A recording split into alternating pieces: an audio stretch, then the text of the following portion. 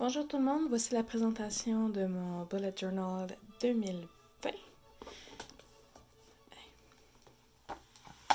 Au début, nous avons l'index qui est sur 3 pages. Ici, nous avons toutes les lignes de marquer pour ne pas avoir à les compter chaque fois qu'il y a un nouveau setup qui se fait avec les demi, les tiers et les quarts d'inscrits. C'est une page, ça va être la dernière page de l'index, puis aussi une page de référence. Ensuite, on a le Future Log. Fait qu'on a tous les mois de l'année avec les dates importantes qui s'en viennent dans l'année qui sont importantes. Fait que date d'anniversaire, fériés, vacances, etc. Ensuite, ici, c'est la page pour mes résolutions de l'année. J'ai décidé d'utiliser le modèle de Level 10 Live. Dans le fond, le principe, c'est de choisir 10 catégories qu'on veut améliorer dans notre vie. Puis là, mettre notre échelle, ici de 1 à 10, sur comment nous on se ressent, de où qu'on est. Puis le but, c'est de se rendre jusqu'à un niveau de satisfaction de 10. Puis la page de droite est laissée libre pour pouvoir inscrire les stratégies pour pouvoir améliorer nos catégories de nos choix. Ensuite, à la page de droite, j'ai mon calendrier de menstruation annuelle. Fait que là, tu peux écrire symptômes. Je me suis laissé de l'espace libre dans le bas de la page pour pouvoir écrire une légende. Fait que si, mettons, il y a des symptômes, dates prévues, quand il se passe, écrire la durée des cycles. Ensuite, sur la page de droite, on a une page de souvenirs pour 2020.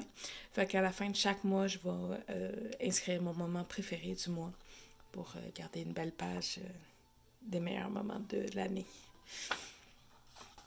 Ensuite, j'ai une double page ici pour les livres lus en 2020, puis mes cours suivis en 2020. Puis je pense que je vais le changer pour plutôt faire une liste de les livres que je veux lire en 2020, puis après ça, inscrire les dates que je les ai lus, faire le même principe pour les cours, faire toute la liste des cours que j'ai envie de suivre cette année. Puis ensuite, inscrire quand je les ai suivis. Ensuite, ça, je pense que c'est ma meilleure idée de l'année. Faire une double page d'idées cadeaux pour les gens de mon entourage. Fait que chacune des sections représente une personne. Fait qu'à chaque fois que j'ai une idée de cadeau pour eux, je vais pouvoir l'inscrire sur la page. Puis quand ça va venir le temps des anniversaires, de Noël, je vais toujours avoir une liste d'idées cadeaux pour chaque personne qui compte. Ensuite, ici, c'est ma Master To-Do List. J'avais ça aussi dans mon ancien bullet journal. Dans le fond, le principe, c'est un peu comme les brain dumps qu'on voit souvent.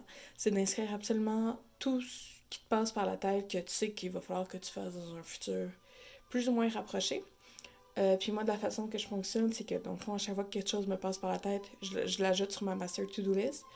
Puis au début de chaque mois, je vais la revoir.